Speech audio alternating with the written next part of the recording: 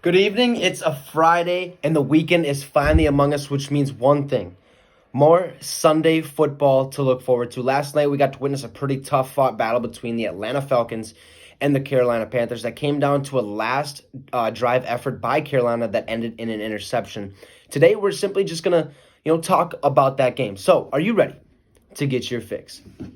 Well, we had a pretty tough fought battle last night between the Falcons and the Panthers. Right from the start, you could kind of tell that this was going to be a defensive game. The Panthers were able to stop the Falcons from scoring a touchdown on their first two drives where they had to kick two field goals, but that still only kept the Falcons down 7-6. Now, the one thing I can say about the Panthers is that from what I seen last night, their offense is just fine. Okay, they are able to move the ball downfield at ease, and it seems like, and I know they played a pretty rough defense, okay, in the Atlanta Falcons, but to do it consistently, it's special. Okay, Carolina doesn't have Christian McCaffrey, so they have to roll with Mike Davis, who seems to be just fine. I mean, is anyone really familiar with Mike Davis and what he's actually done in his career in the NFL? I mean, Mike Davis has only had 1 year where he played 15 games. Otherwise, he averages about 7 games. And the season he played those 15 games was in 2018 when he played for the Seattle Seahawks, and he rushed for 514 yards with only 4 touchdowns. Okay, that was Mike's best season, but this year, currently Mike Davis has 284 rushing yards and is on pace for 650 yards, and he has 2 touchdowns this season, which puts him on pace for about 4 to 5 touchdowns. So this could end up being a career year for Davis if McCaffrey doesn't come back.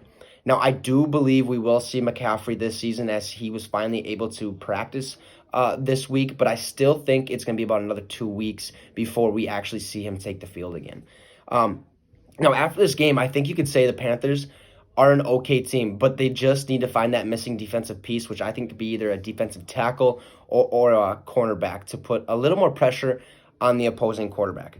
Now, for the Falcons, if you remember, I said they need to get Todd Gurley going because with how much he carries the ball to have barely any yards is something that should never happen, especially when he's supposed to be a superstar.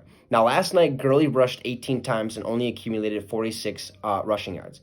And he also had a touchdown. Now, 18 times and he only got 46 yards. That was second best on the team with Brian Hill only rushing 11 times for 55 yards. Okay, the time of Gurley's greatness is officially over, and I think the Falcons need to move on because he hasn't progressed the last 2 seasons. He has only gone down in production. Now, Todd Gurley is not that great of a running back, but he is a really, really, really good red zone running back. The man scores touchdowns when he's close to the end zone. Otherwise, getting the ball down there, he can't do it. I'm telling you right now, that's just not his forte. He's way better in the red zone than he is just trying to move the ball all the way down the field. Now, the Falcons are just fine, okay, offensively, and I promise you that the rumors you hear about Julio Jones possibly going to get traded, it's not going to happen. Okay, Julio Jones the past 3 weeks has had 137, 97, and 137 receiving yards, but only a combined 2 touchdowns.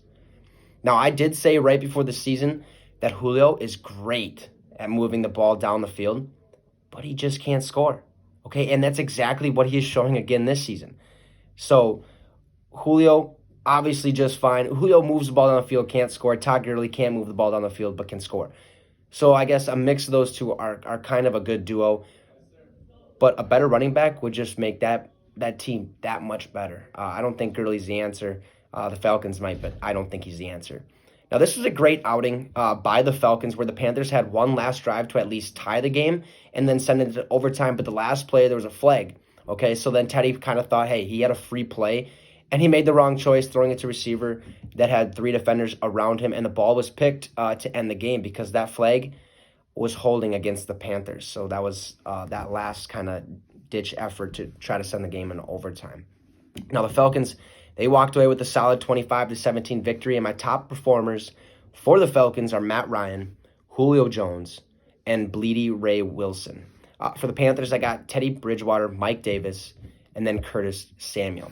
Well, that's going to end our discussion today as we now await for the rest of Week 8 to play out with some pretty good matchups. We got that Vikings-Packers game. I think that's going to be a blowout. Packers take that one at least 35-14 or something like that. But, hey, just keep looking at the matchups. Watch what you want. I won't tell you what to watch. Just there's just know that there's some good matchups, and this is the week we're really going to see what teams are here and what teams are not. So, anyways, thanks for stopping by. We'll see you Monday, and you just got your fix with the Wicks.